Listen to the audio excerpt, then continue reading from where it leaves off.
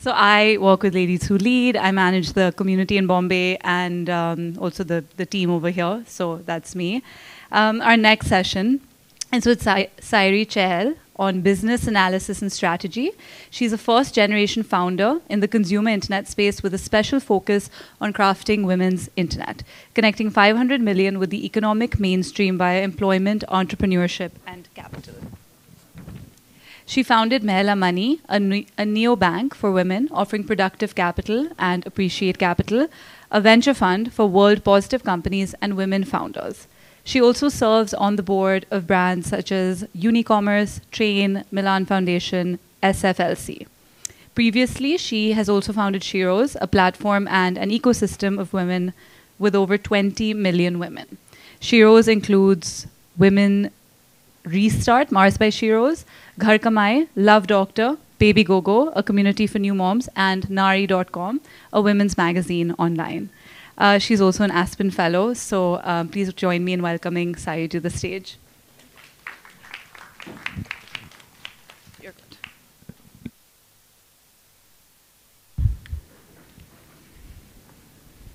Hey everyone. How are you guys doing this morning? Super. Thank you Aditya, and thank you for bringing me here. I'm super happy to be here.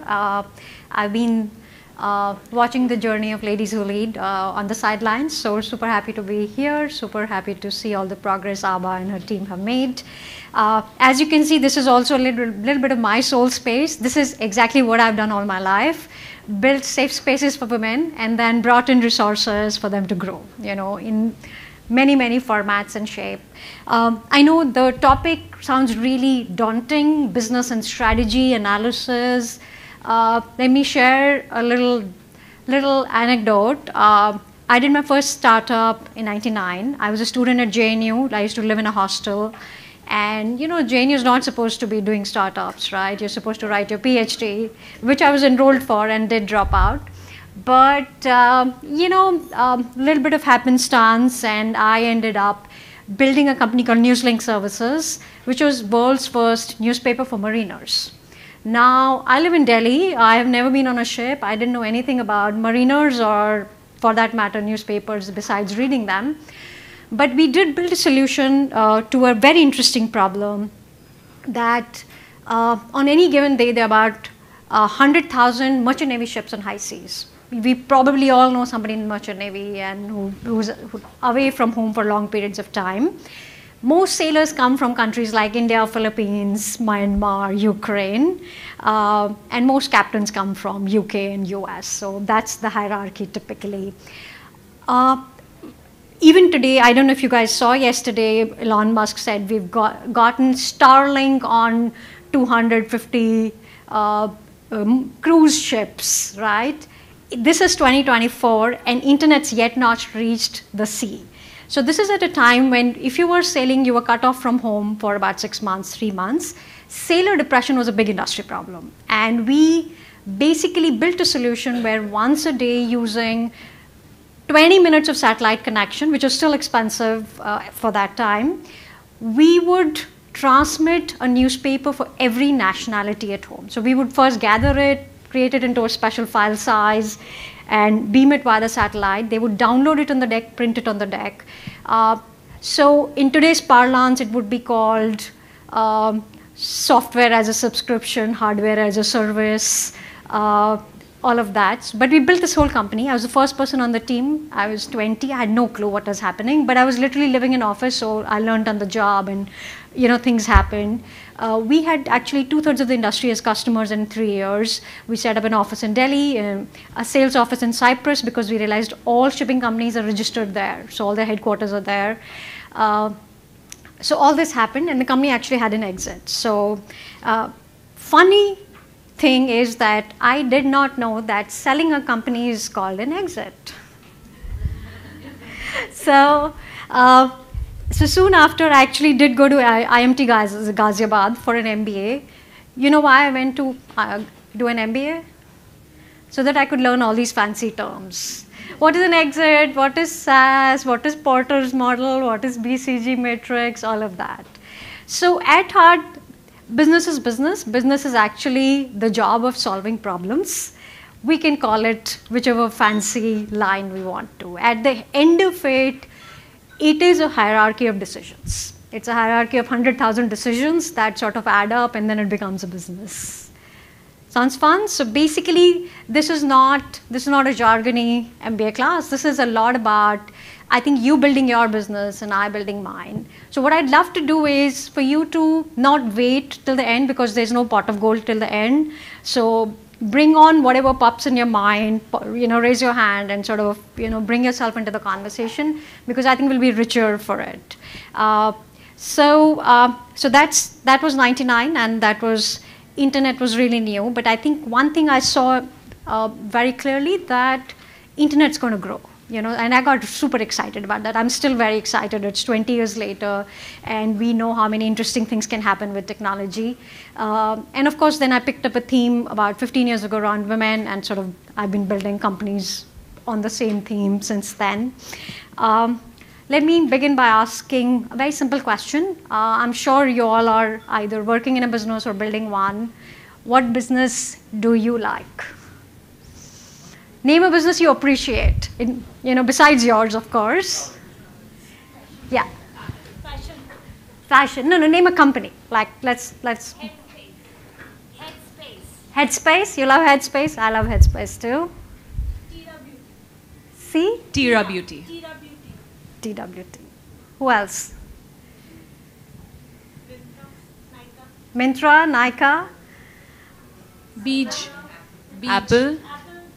Sorry. Beach. The brand that makes sustainable Okay. fashion. Beach. Okay, got it. Apple. Yes, ma'am. Indigo. Indigo, of course, of course. We're not biased at all. Soon to be replaced by Akasa Web. Yes. CSK. CSK, wonderful. Somebody said SpaceX. SpaceX. SpaceX, wonderful. Amazon. Wonderful. Oh, lovely. Outhouse Jewelry. Outhouse. Lovely. All right. Can we detect what's common to some of these businesses? Why do we like them?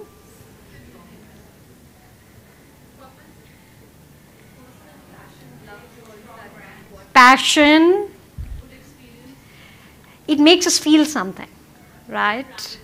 The image, so while at heart, all business is accounting, but how we consume businesses is very different, right? And I think when you're building a business, both are important. Your accounting feeds into your brand, and the other way around.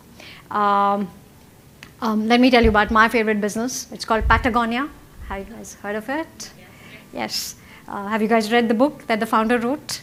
It's called Let My People Go Surfing. I think building a business is not just building a business. It's also building who you are in that time and space, who you want to be when you grow up, if you ever grow up. Who do you want to take along on the journey? So whether it's customers, partners, employees, your communities. I know a lot of people here are building businesses that they're very passionate about in their own communities. And I think that's really business and analysis, if you ask me. We can put it in nice frameworks. I think management books have done a good job. But at the end of the day, what we're really doing is we're trying to pin ourselves as a little spot in the universe. So it's really the process of pinning ourselves. Who do we become? Who we are? And of course, some of these things are very conscious, and some of these things just happen. Like I built Newslink in '99. I had no clue. I mean, I was as clueless as it possibly gets. Guess what? I learned last week, and I actually met somebody who told me that they use the service still the way we built it on the ships. So, I would have never imagined as a kid that would ever happen. And of course, very soon we thought that we would be disrupted by, the growth of internet, and everything else that's happening. Mobile phones came and all of that. So I believe a little bit of intentionality plays out, but a little bit of, I think, what carries you and the externalities in business is what we can't control. And I think a lot of our response from positioning, from building products, from customers, I think those are externalities which what we call strategy, because you have to be very conscious about that. As you build, you have to always be in the market that's ready to consume you. Any questions so far? Any thoughts? Okay, maybe one or two things that you want to address at the end of this conversation. So if you have any pressing questions or decision that you're struggling to make, keep those ready. We'll bring them into the conversation. Use the knowledge of this group to solve some of your hard decisions. Does that sound good? All right. Where does the clicker go? Sorry. Okay. 1, 5, 20, 100,000. What are these? Customers. No. We need much more. We need much more.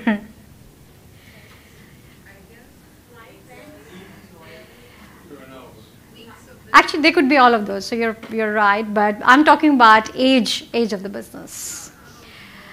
How long you want it to last?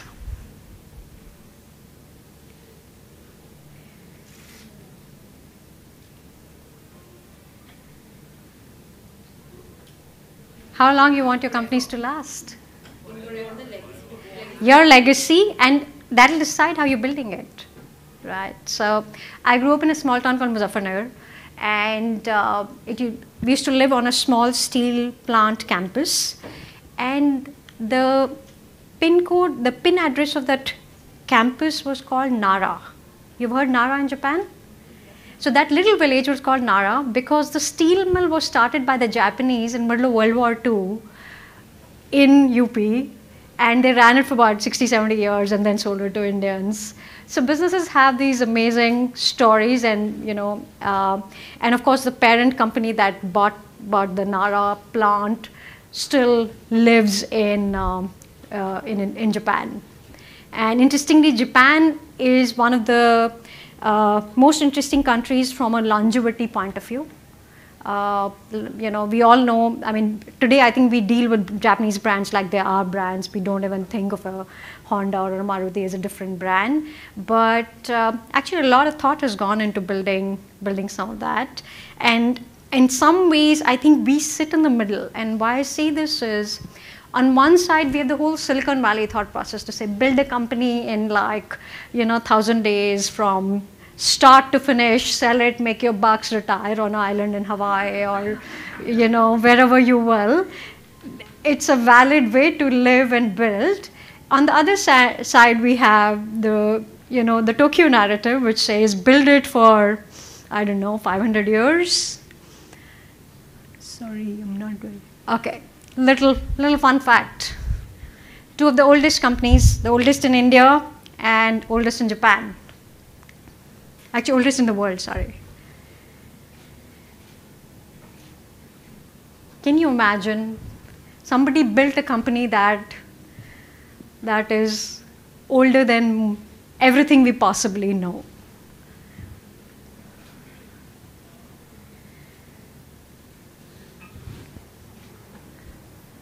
Is anyone getting goosebumps thinking about this? Can you imagine you build something that's going to be, 600 years old, 100 years old? Somebody mentioned SpaceX. SpaceX has a 500-year roadmap. So all strategy. All right. So let me tell you again, personal. This slide is very personal to me because I believe that every entrepreneur is different. Again, there's a huge Silicon Valley young bro in a t-shirt, doesn't groom himself, vibe, coding away to glory, making millions of bucks narrative. You will never see women in this narrative.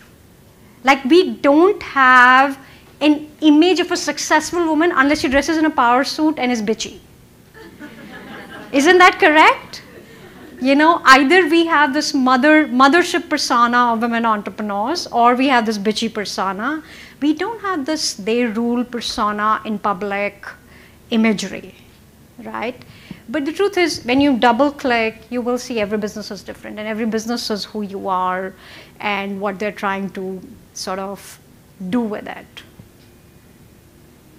And the reason I say this is I actually studied liberal arts all my life. I was, like I said, writing a PhD.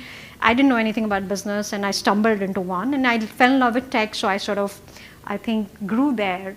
But at heart, I'm somebody who believes in liberal values, who believes in a whole lot of democratization of internet. I like the idea of building safe spaces. I like the idea of communities. Not sharply capitalistic ideas, but they sort of work, you know, in their own way. And their companies, the reason I like Patagonia is because it's a very successful company that stuck to being who they are, you know. And so whether it is, you know, a Patagonia, or whether it is a New York Times, or whether it's companies back home, can anybody identify themselves here? And you could be more than this, right? You're not just one persona as a founder. A little bit of all? Yes. Like, I think Steve Jobs was an artist. He was a businessman, but he valued creation above everything else. I think Elon Musk is a builder. You know, like building comes up before everything else. Who's a trader? Do we know any traders? I think we know a lot of Indian traders. Warren Buffett, of course. Absolute trading mindset, whole long. Don't create, let the builders build, but bring what you do best to the table. So what has this got to do with strategy? I'll give you an example, personal example. I built Sheroes last 12 years. When I was building Sheroes, I was building it literally morning to night. I was in the trenches. I was taking every decision. How will the logo look? Who's getting hired? Who are our partners? I would be on the plane. I would be taking meetings. You know, you resonate with that, right? Like doing everything yourself because you're so close to it and you are part of it. Like where the company ends, where the founder begins, there is no line, right? And now I'm building a financial services company. I'm building a company that at some point RBI will come and say, we'll regulate you. And I served on the board of a bank before this. And what I realized is, dude, this is not going to work here. You know, this business doesn't need me to do this. In fact, it needs management of risk and setting up a governance. So at Mahila Money, I'm actually bringing in a CEO, something I would have never imagined as a founder, because I was like, somebody who spent lifetime building banking should come and do this. And I will still do what I do best, bringing more women's internet part to it, bringing more what I know best part to it. And that's a strategy, right? Which means I'm building a very different org from the one I built earlier. Anybody facing this challenge? How to build your org? What kind of, you are? You want to share more? Yeah. Thank you so much. I'm Soni. Yeah. And last 13, 14 years, I've been a business professional where I've been into sales and marketing of industrial products, be it petrochemicals, industrial raw materials, completely B2B market. And few years back, I started, you know, one company into in the space of marketing, Yeah. where I could actually, you know, relate there, where I was doing everything. Yeah. Like I was involved in everything. I got so close to the, you know, the nitty-gritties of the business that, you know. So eventually that we wound up that business. And now I'm starting a new firm, which is into wine import and distribution. Again, that's a personal passion also there that I want to, like, you know, I'm personally very close to, I want to bring some finest wines into the India market. But now, yeah, I'm facing this problem of, like, you know, how from the mindset from a professional to an entrepreneurial, what are the things, like when you talked about how, what is the age of your business you would like? Obviously, we would like it to go on for a long time, forever.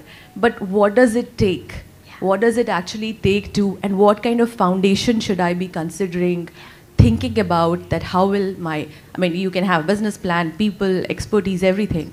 But what is it that, you should consider today to have your business for a long term? Yeah. Thanks for sharing that. We'll come back to you in a minute. I think we have another mic there. Somebody wanted one? Sorry, there, sorry. Thank you. So I have a smooth running business. Been running it for 10 years. I'm into social media consulting for B2B companies. And I have a business idea that I want to kind of develop as a second business vertical. So for me, the biggest challenge today is if I put time in the other idea, what happens to this business? Because I'm the one driving it. And if I keep putting time here, I will never get to do the other project, which is now the new passion project. This was passion project 10 years ago, and I've built it. Yeah. So, and the two businesses are entirely different, very small overlaps there. So it's not like I can take this team and fit them there. So there's that constant churn of how do I scale that. Yeah. Yeah. Any insights from you, I'd be grateful for. Thank Super. you. We're going to come to both of these. Anybody else wants to add to this? Ma'am?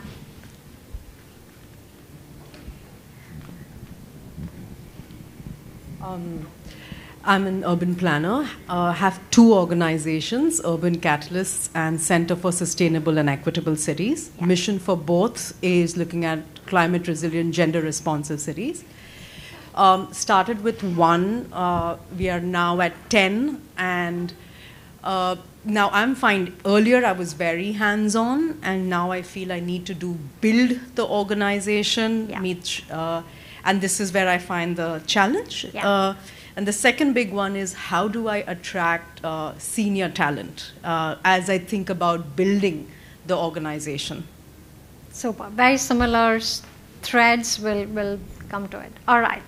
I think I have to say this is not uncommon.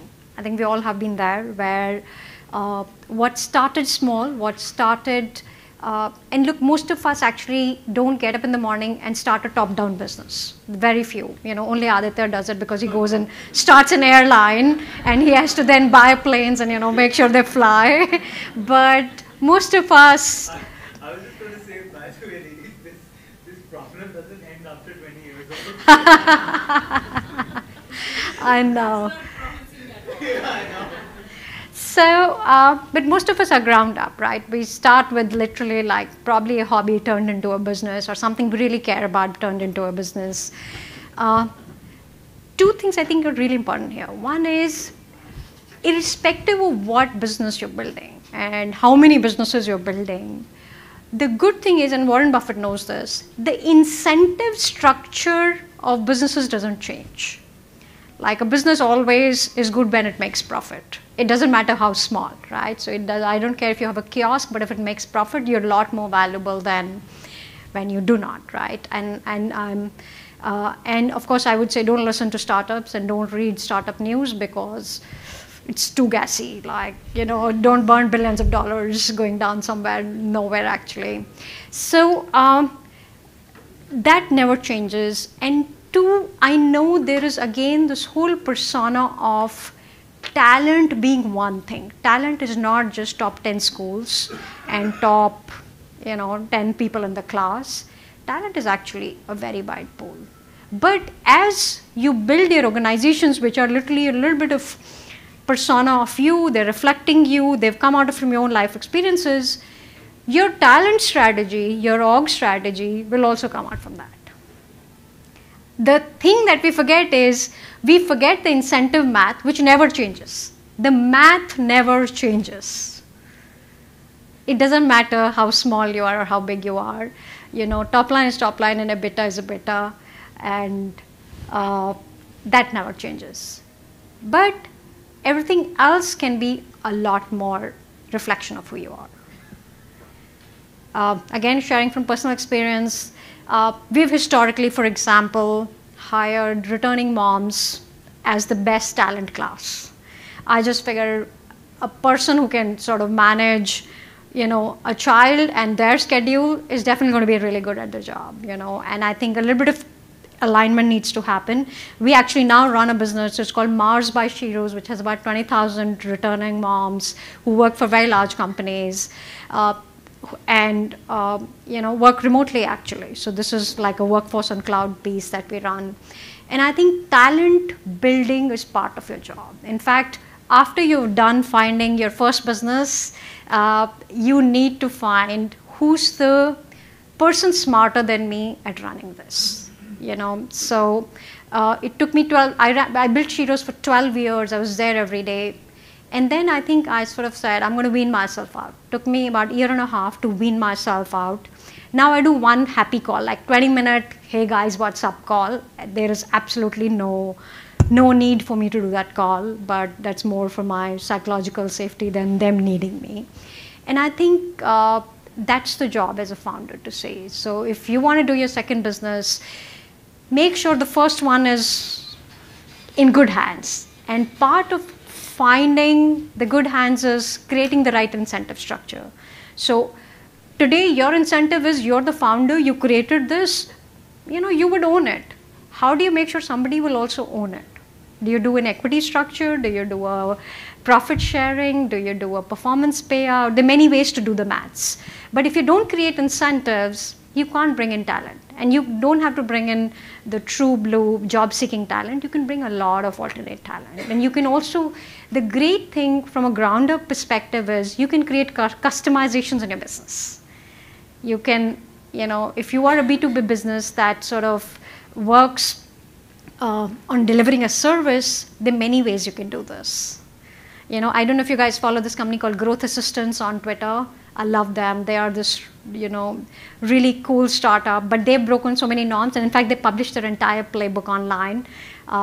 Really, really interesting way to build a business. The other thing I've seen is never do two businesses that are at the same level. You can't build two incubating businesses. One of your business has to be mature. It's like having children, pace them out, otherwise like you're going to be running after both. If one of your business is ready to move to the next level, then make sure it's at the next level before you start giving time to something that's not there. I'm, by the way, doing this at the moment, again, personal. I'm building a fund, but the fund is a weekend job for me. I work on Saturdays on the fund. I don't do it during weekends.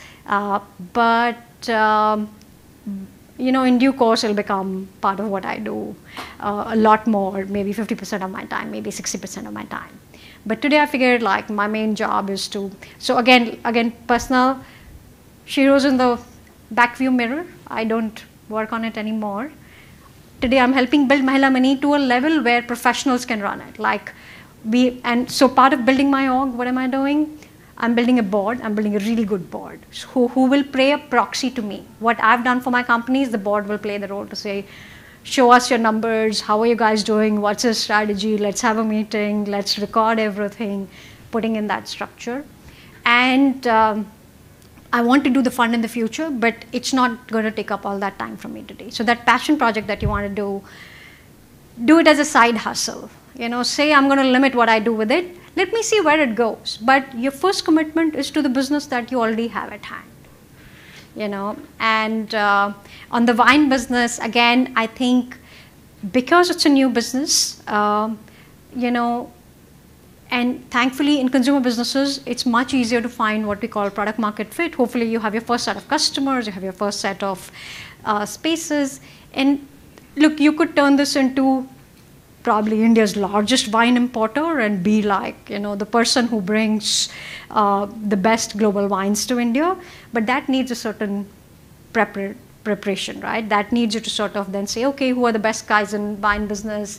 Who are my partners? Where is the best facility or all of that, right? So I think a little bit of course, in management, they call it SWOT and they call it PESTLE technique, and there are a lot of ways to do this. But the fundamental question is, who do you want to be in the wine matrix? Like, are the best folks in the wine industry calling you saying, hey, I'm there? And this you won't be able to do on your own. This needs an org. It needs a little bit of plan. And part of the plan, as Steve Jobs would say, is saying no. What is it that you're going to say no to? Does anybody struggle with this? Saying no to business? Anyone wants to share on that?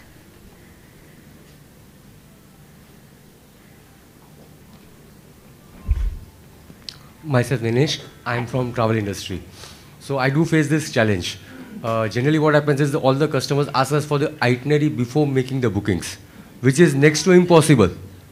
Trust me, if I'm giving you say for example, I'm giving you an itinerary for Shimla Manali.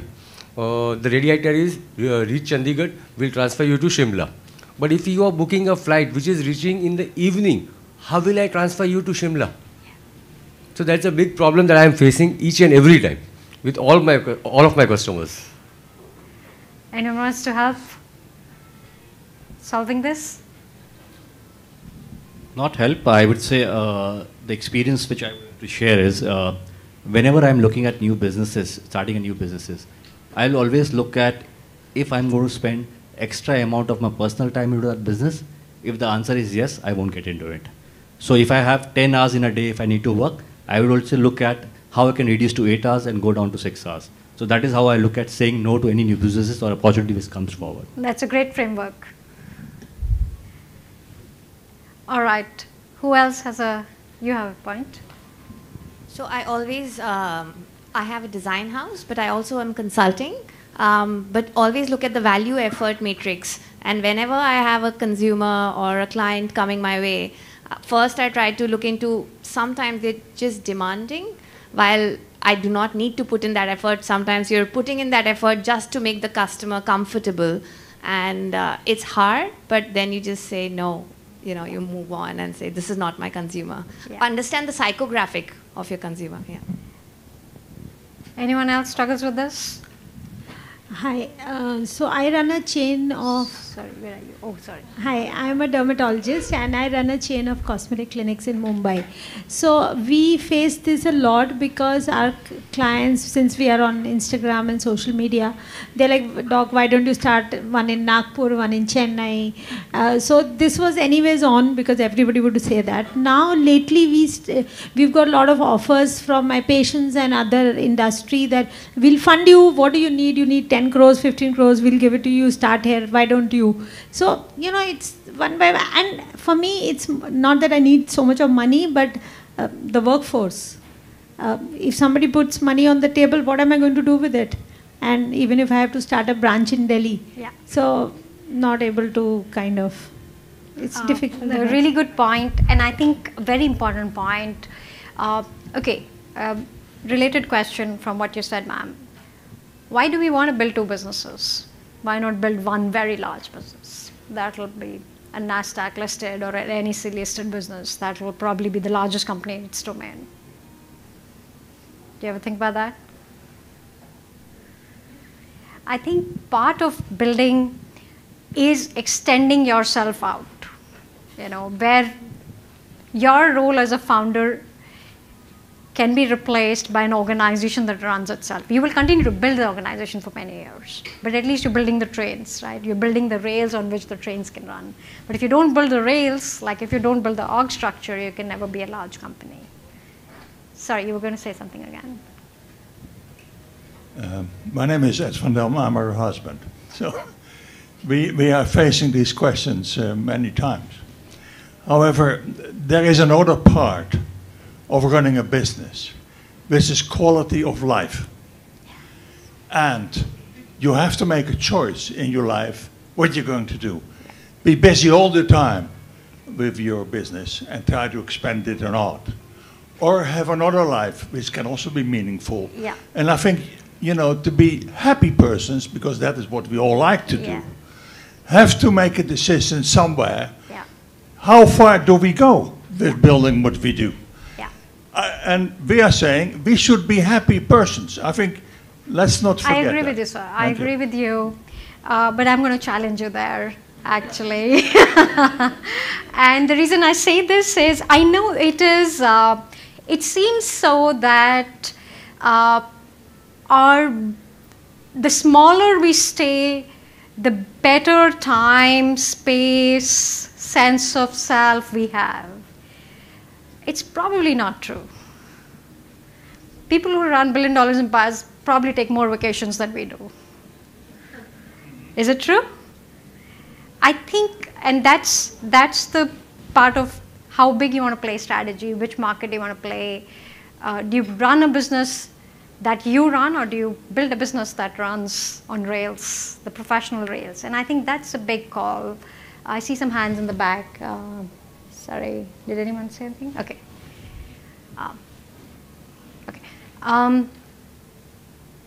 Do you see this? Do you ask yourself, what is stopping me from becoming big?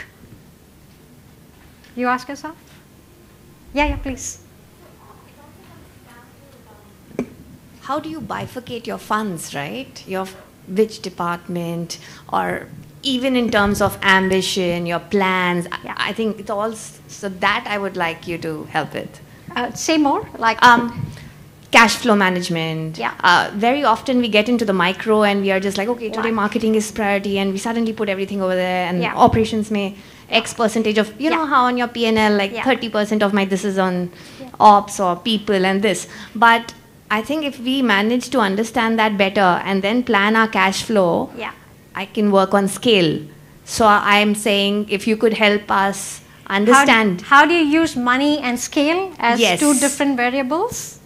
Yeah. Like, how do you bring in the money to scale? Is that a simple? Not just how do you bring in money to scale, But how do you also manage it? maintain and manage, or let it multiply on its own, Yeah. so we bifurcate it Yeah. appropriately. Yeah, absolutely.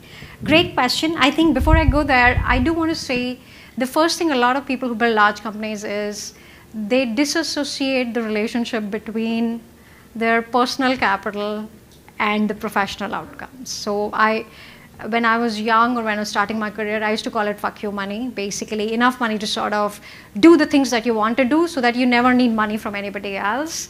Very small thing, like I never bought a house. Like when I was sort of, in heydays of my career, all my peers were buying houses like left, right, and center. Like everybody had big condos and big villas and big EMIs. And I was like, dude, this is like giving away your freedom, So part of building is keeping your freedom, because then you will go a long way. Going back to what you said, I think the fundamental math doesn't go away. A business can only grow two ways: cut its cost or grow its revenue, right? The most important thing is, if with scale your cost structure bloats up, then you have trouble. Like, how do you make sure with every additional unit you deploy, how do you sort of, so if it's a clinic, then how do you make sure every clinic breaks even in a predictable amount of time? How do you make sure the money that you're supposed to receive, even cash flow perspective, right? Business, anybody who runs a B2B business knows India pays late. Sometimes those payments never come, companies die, customers run away, right? We've all been there. So 20% of your billing is going to go into some of these weird situations. In a consumer business, adding every customer will bring in a cost of servicing, and that's something you have to keep in mind. Again, a small personal thing. We built this remote work business. It sits between outsourcing and gig work. In outsourcing, every time you add a headcount, your cost goes up like massive, because these people are on your bench. We created a model where adding additional numbers will not increase our fixed cost. Because we put it on cloud, we sort of made it distributed, and we brought in a talent pool that's underappreciated and underserved in the market. So finding moats, points of leverage, what is it that you can bring to the table that can become your advantage? There's a very cute Australian rom-com I once saw where the lady has a wine business. It's reminding me of what you said. She's actually the best wine taster in the country, so everybody just wants to work with her. So that's her moat, right? Or that's who she is. A.D. Singh built this restaurant business because he gets lifestyle, like anyone else, And of course, Sabyasachi built the jewelry brand because he stood for who he is. He didn't sort of westernize the Indian palette. He took the Indian palette right in the middle of the modern world and made it, a lot more global. I think part of your strategy is like, therefore this comes in. You will never go away from being who you are. You know, and like often a lot of my friends have always said, why don't you go work for a large company or, you know, join a VC firm? And I figured I'm such a builder. I want to get up in the morning and build, and I want to keep my freedom.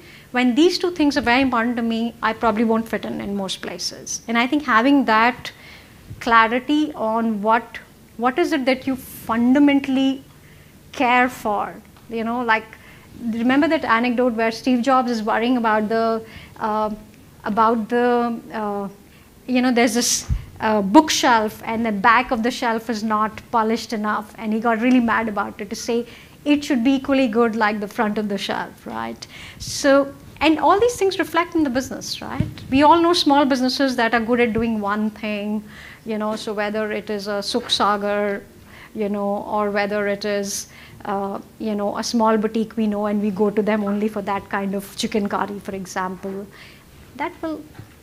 that's the moat of the business, and that's who you are, and you build everything from there, especially if you're a small business. But having said that, I would definitely encourage you to think about this question one more time. What is stopping me from scaling? What is stopping me from becoming a large business? Is it the market? Probably not. We are probably in one of the most richest market in the world. Is it lack of demand, lack of capital? Probably not. Any thoughts? Anyone wants to share? Bring in your personal stories, thoughts. Hi, my name is Alex. I run a co-working space in Chennai. So predominantly we cater to the startups. Yeah. So far we have not used any kind of marketing, but it has all been getting filled up. And then when there was COVID, we survived.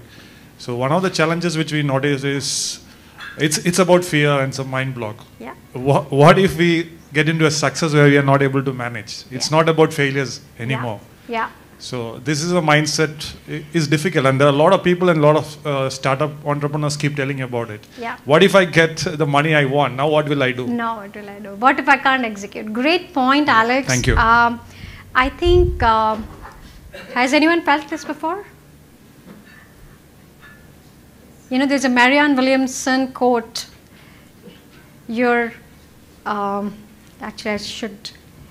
Can somebody Google this quote? It's a beautiful quote, but basically said you're afraid of your own success and you're afraid of your own shine, and it's who we are that scares us. And you'll be surprised how many entrepreneurs are actually sitting on the fence, not taking that big shot, not raising that capital, not building that next product, not pitching for that big tender. Anybody feels the same? I can see so many nods. Everybody just quietly nodding. You have a hand up, ma'am. You do? Want to share more?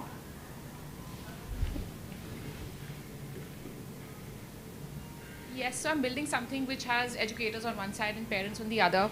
And while I clearly see the opportunity, I think I can really make this big, but at the same time there is this apprehension because there are people involved and I just want to go step by step. I want to be in touch with every single parent and every single educator out there. So yes, I'm afraid of losing touch, and therefore scaling big is what I think. And? Yeah, so I have to solve for that. Yeah. And all right, should we take a shot at this? Oh, thank you. Thank you. Okay, I'm going to read this quote. It's one of my favorite quotes. Our deepest fear is not that we are inadequate. Our deepest fear is that we are powerful beyond measure. It is our light, not our darkness, that most frightens us. We ask ourselves, who am I to be brilliant, gorgeous, talented, and fabulous?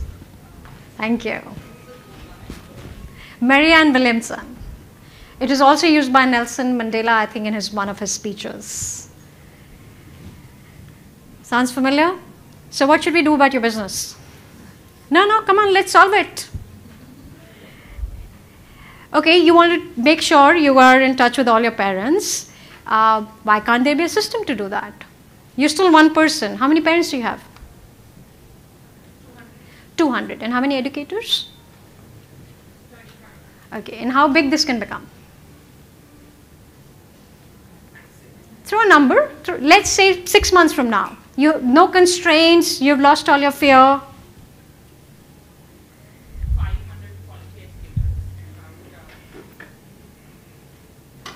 15,000. There you go.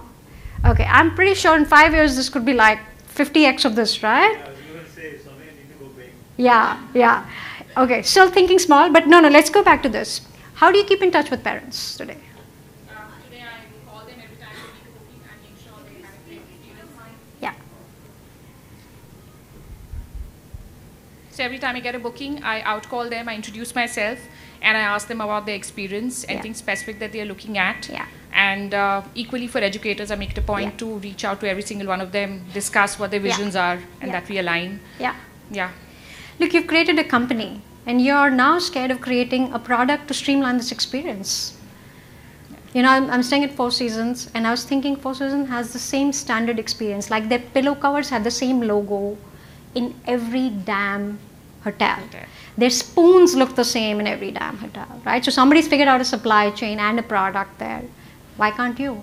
Why can't you standardize and train this into actually a better experience? I'm sure when you're doing it all by yourself, it's actually not even, because some days you're really busy and some days it's not like a standard high quality experience. You could turn this into a high quality experience. Yes. Right? And of course, like I think what that does is it allows you to create a platform. I think part of building a business is to productize everything you have. Every single thing needs to become a thing other people can use. Will you do that? Will you report back? Yes. All right. Will you think big? I will. Thank you. Wonderful. Can we give her a big round of applause? Thank you. All right. Who else are the fence sitters? Should we talk about that a little bit? Come on, come on. This is why we are here. You know, I have no Divya Gyan to give you. Like, it's all in the books and internet. Yes, ma'am, go on. Thank you. So, back to the idea, right? So, this other business passion idea that I have, I've had since 2018. I did a market dipstick in 2019, and the finding was that my idea was too early for its time. Which was good because, you know, I didn't go all in and then discover it. Yeah. Yeah. But now when I did the round 2 dipstick, I found that people, I mean, somebody reached out to me and said, if your product is ready today, I can get you the takers, right? Where I am also stuck, I absolutely take your point that it should be a weekend project. Yeah. But I think where I also am stuck is I'm no technical expert at it. I have practically no knowledge on the technical side of things. It's a great business idea, there are takers and so. Where I am going to need support is the technical expertise. I think the fear, part of it is yes, the fear of success. I think that's the big fear. But also the fear that I already have a lot of nice big fat feathers in my hat. Harvard invited me, I've authored multiple books, so I have a lot of reputation at stake. And the fear of this second business failing and thereby impacting the first, especially my reputation, is the big fear. Got it. So, look, I think going back to building a business, if you're going to build anything, it's going to be outside of yourself. It doesn't care. I don't think it's important that you know how to build everything yourself. I've been a tech founder. I can't write a single line of code, but I'm really good at products now. I've done it for 20 years. I've learned on the job. I've worked with the best. I've gone and acquired companies for the coders. So I think there are ways to do it, provided you decide to do it. Provided you also sort of, again, I think build personal clarity. Look, all your success is in the past. You know? And honestly, we think people are going to judge us. They're too busy judging themselves. Nobody cares whether you know, even your success. Yes, it's celebrated. We will get some accolades. You will be invited to the next this thing. But build it for yourself. If it means so much to you, you've been thinking about it for 6 years now. And I can see that it's sort of brewing, but you're not doing anything with it. At least do something with it, right? And maybe, look, I know I said focus on the side hustle, but if it's so intense for you, maybe find a CEO for your previous business. Get somebody to run that business for you and write down every SOP, create training manuals, create teams so that that train can run. We are designing rails so that people can own our vision. If our job is to translate that vision into literally micro tasks, so that standard call, that SOP, that sales manual, like when I handed over Shiro's to my team, we cut out a lot of products that were not working. We said only 3 products. And then we went deep into it, and the team has a mandate to say, if you want to launch something, go ahead and do it. These are our standard products. So we also created a lot of simplicity and clarity. And part of fear is that we don't want to go in because it's messy when you undertake that process. That process of building an org that other people understand and can be part of. So many of you are nodding. It's like we have to do this all over again. And like next time we will sit on the floor and write down our plans and like go home only when it's done. Should we do that? I can see so many of you are sitting on the fence. If you don't do it now, when will you do it? Time is going away, right? And on the question of early, I started Shiro's in 2013. India internet base was 10 million. All internet users were 10 million. There were maybe 1 million women online.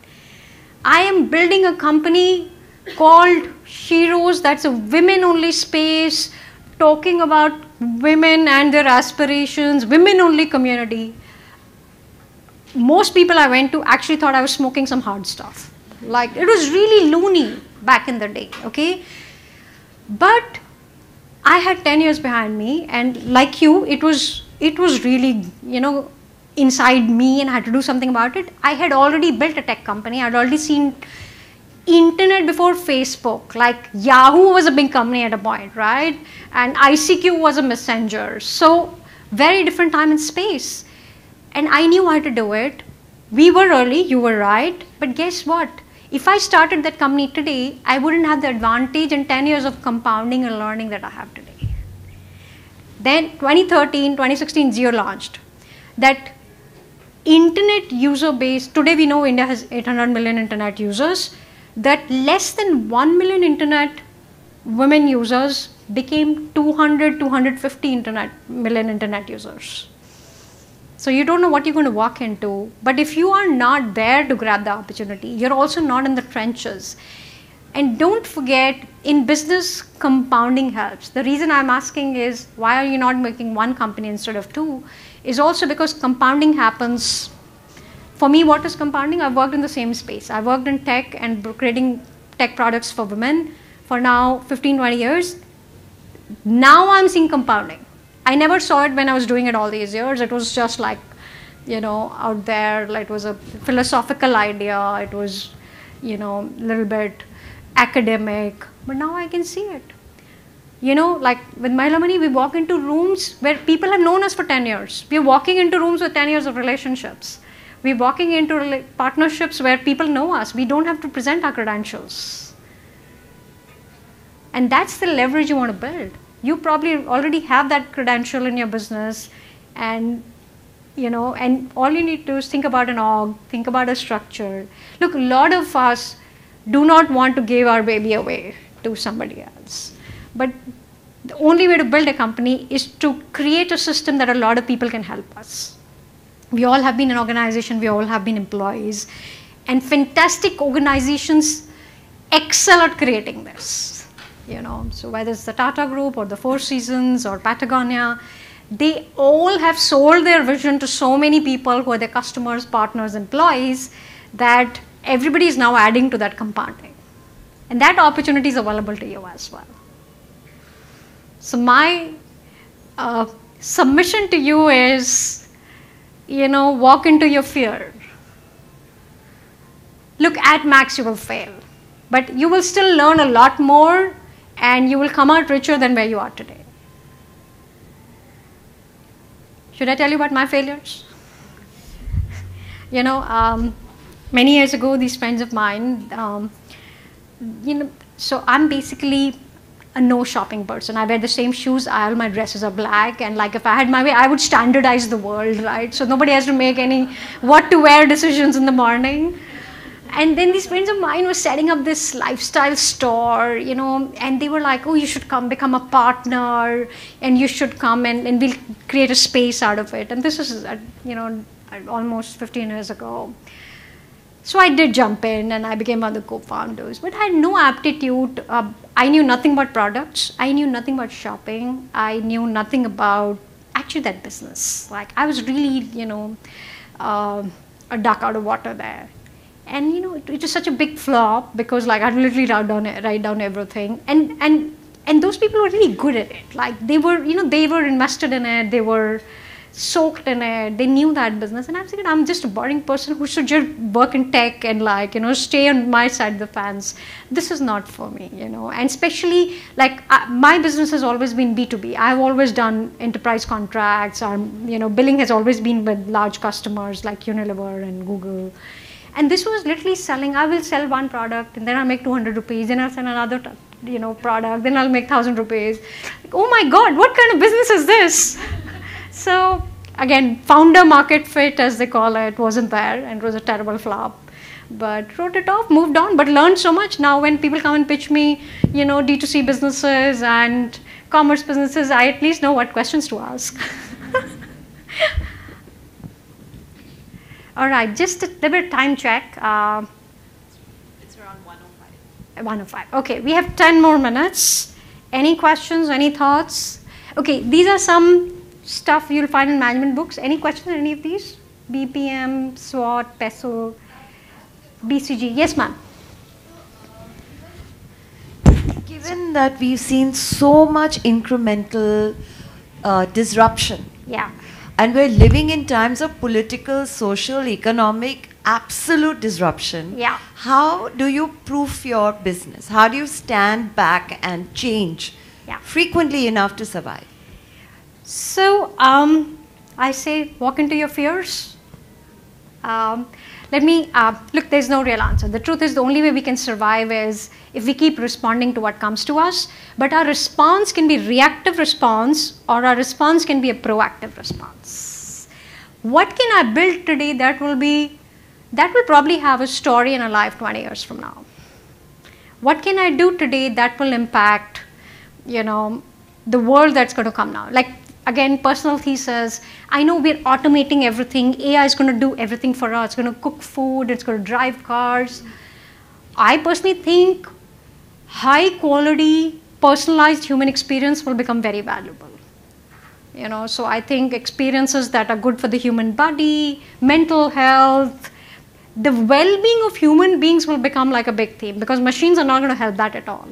So I think those businesses have like a massive play, whether it's, like there's this chain called CGH Resorts, I think like those businesses will become very valuable. But again, some of these industries have not been disrupted in years. Have you been to a spa? I just feel that whole experience is so old school. Like a normal person doesn't live like that, work like that. It could sort of get better, Or I think a lot of productization of some of these experiences can happen. And there's so many opportunities, so many opportunities that are unfolding. So the more the disruption, the more the opportunity. If the world was all licensed and taken care of, then we would be Soviet Union, right? So we should be happy we are here where there's just so much opportunity. Look, the rails are there, right? The payment rails, the infra rails, the cheap internet rails, the increase in consumer, the increase in aspiration, like this whole trend of premiumization of Indian economy, right? Customers want high quality experiences and they want to pay for it. They want high quality products. So I think there's still a lot of pent up demand because we still come from a history of being a country where you had to go to America or go to airports to buy imported products, right? Like there was this whole, I know that's changed, but also just experiences of all. Personal thesis, the service economy in India has so much opportunity. Like Indians want to be served. Elderly Indian want to be served. Indian moms want to be served. Indian children have so many I think just but these are also hard to build in a supply constrained market. We don't have a demand constraint, we have a supply constraint as a market. Like how do you get people trained up into industries? Skilling, for example. Like for example, I feel healthcare as a training space and an employment space is sort of super underserved. Our healthcare demand is going to grow, whether it's at a public sector level or a private sector level. So I think the opportunities will continue to emerge.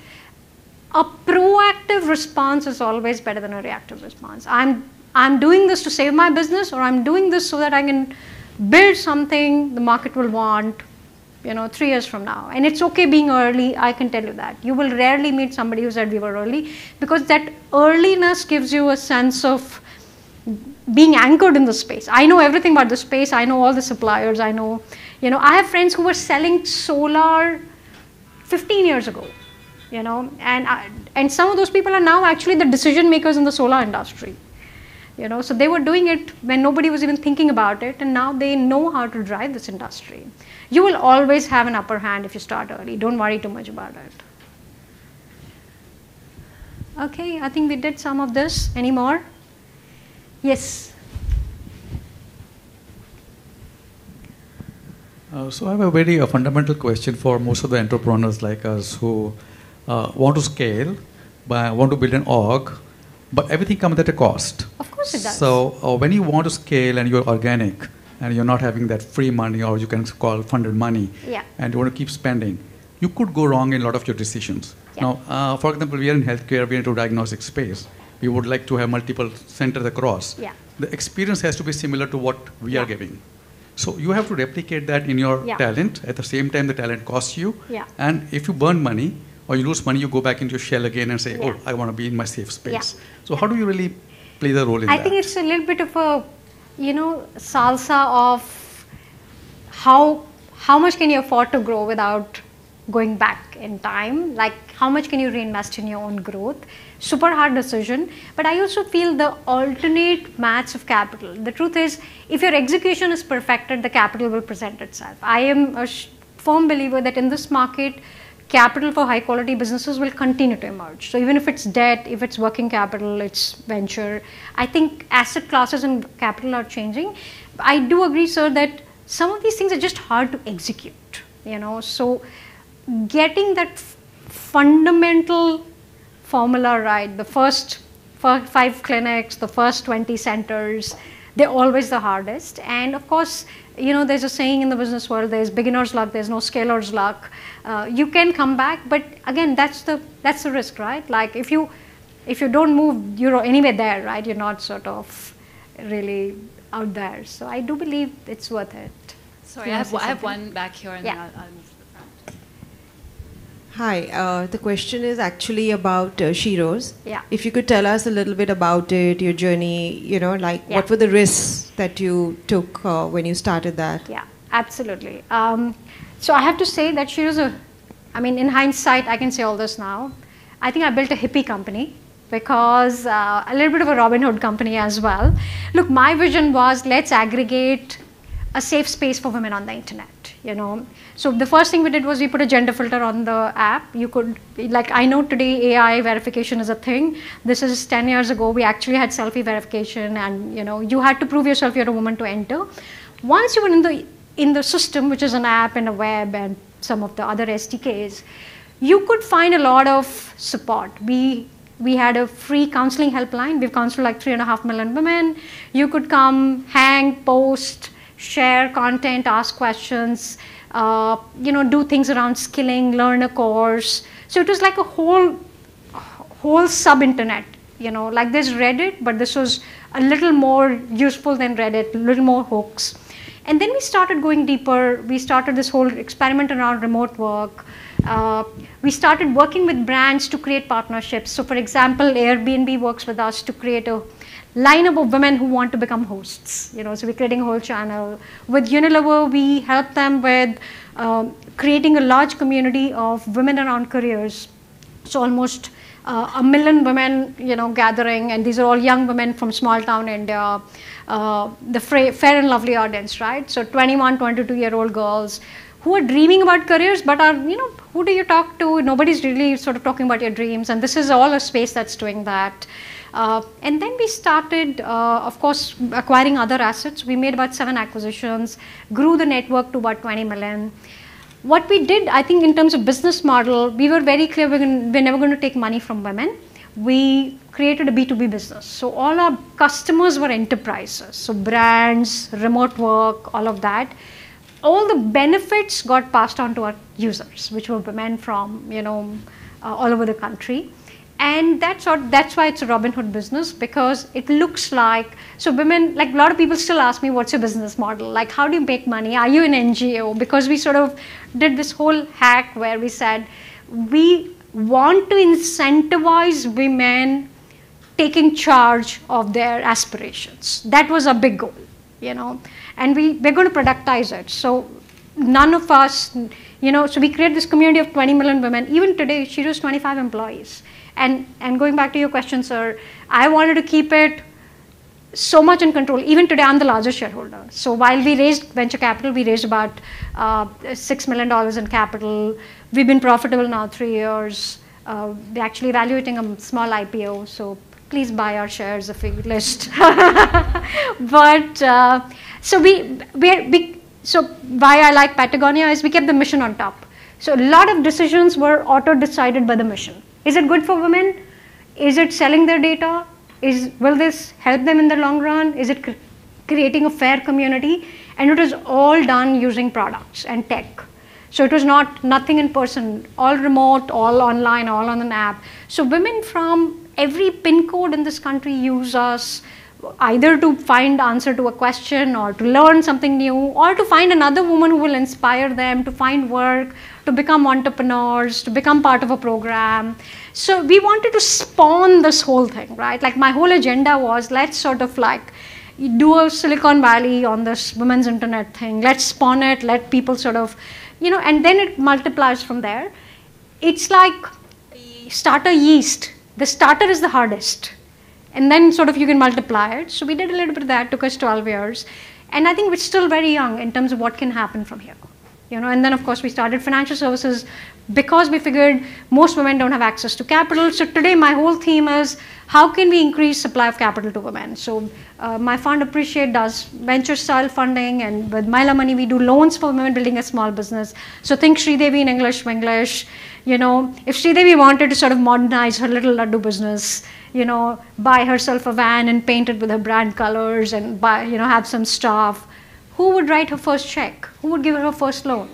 That's the thing we are doing with Myla Money. So in some ways, it's all interconnected. And I can tell you, we were early, and now we are seeing all that compounding. Women founders come to us, women building businesses come to us. We spend no money in marketing ever because the product itself has so many what we call recommenders. Women tell their friends and so on. So yeah, I think that's how it's been. We'll do just one last question since you had asked. Yeah. Sorry, could we ask Pallavi since she's not? So how many years did it take for you to be profitable? Actually, we got pushed into profitability thanks to COVID. So the plan was to get to 100 million women, do the Silicon Valley route, like build because we'll monetize, right? Become the largest asset. We became the largest asset, but the largest asset could be bigger. Had we raised more, had COVID not happened, we would actually have been much bigger. But the business never burnt too much cash. So we always knew what would it take for us to sort of make money. And we kept ourselves in check. Like my team never went beyond 50 people. We never overdid marketing spends. We never made big offices and things like that. Now we've been profitable for about 3-4 years. Thank you so much. If we could have a round of applause. Thank you guys. Thank you. And we have something for you, which this one. Oh, right in time.